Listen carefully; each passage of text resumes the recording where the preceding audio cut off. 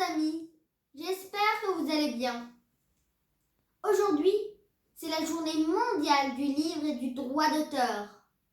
Elle est célébrée le 23 avril, car en cette date, en 1616, Shakespeare et Cervantes sont décédés.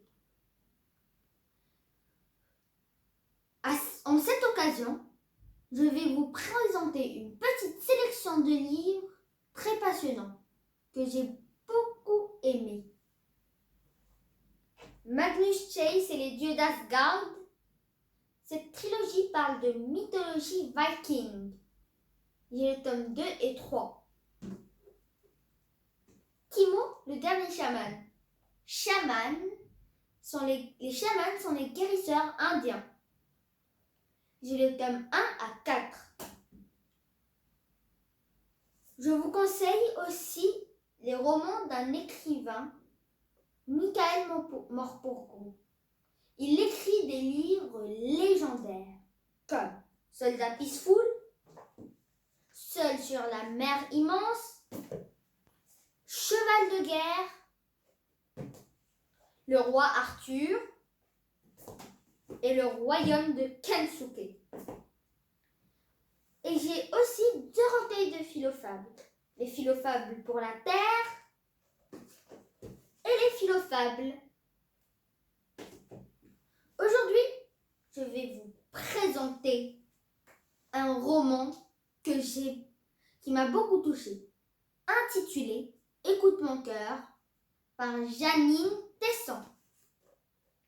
Il a reçu le prix de la Nouvelle Revue pédagogique en 2006. Cette fois-ci, nos héros sont des sourds.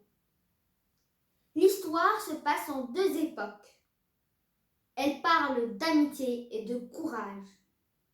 Au XIXe siècle, Jean Peyre, un jeune sourd, élève prodige d'une institution de malentendants, écrit des lettres à ses parents pour leur raconter sa vie dans son internat, puis sa vie de professeur, et aussi son désarroi face au risque de l'élimination de la langue des signes par les oralistes.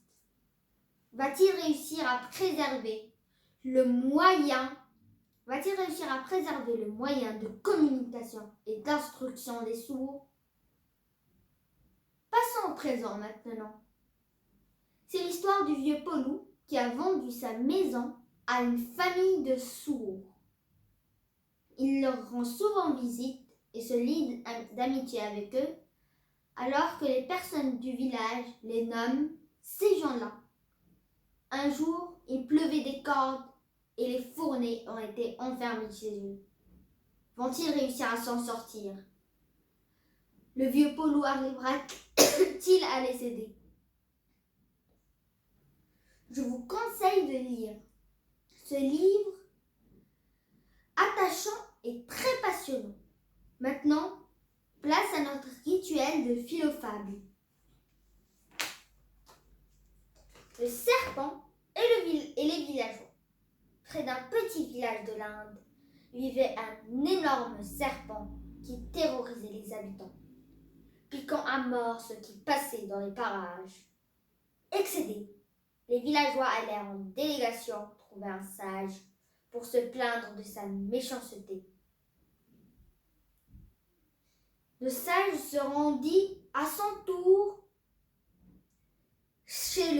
auprès du serpent. Il lui parla longuement, lui reprochant son inconduite. Que lui avaient donc fait les villageois? Pourquoi tant de meurtres et de violences gratuites? Il sut si bien trouver les mots que le serpent en fut bouleversé. Il jura de s'amender et il tint parole.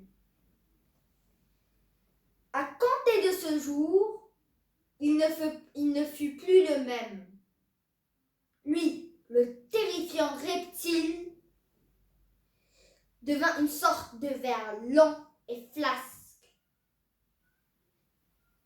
Il perdit toute sa force, n'osant même plus avaler la moindre limace. Les villageois, qui avaient la mémoire bien courte, en vinrent à se moquer de sa faiblesse. C'était bien la peine d'avoir des crocs venimeux pour ne jamais en faire usage. Les enfants, à chaque fois qu'ils le croisaient, lui jetaient des pierres ou lui donnaient des coups de pied. Au bout de quelques mois de cette vie, le serpent fut fatigué de tous ces coups reçus. Il se traîna non sans peine à son tour à la maison du sage.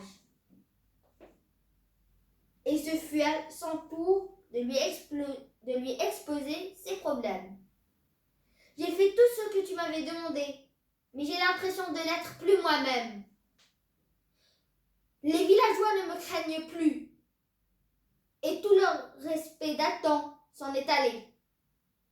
Ils me maîtrisent, ils me battent, et j'en ai le cœur qui saigne.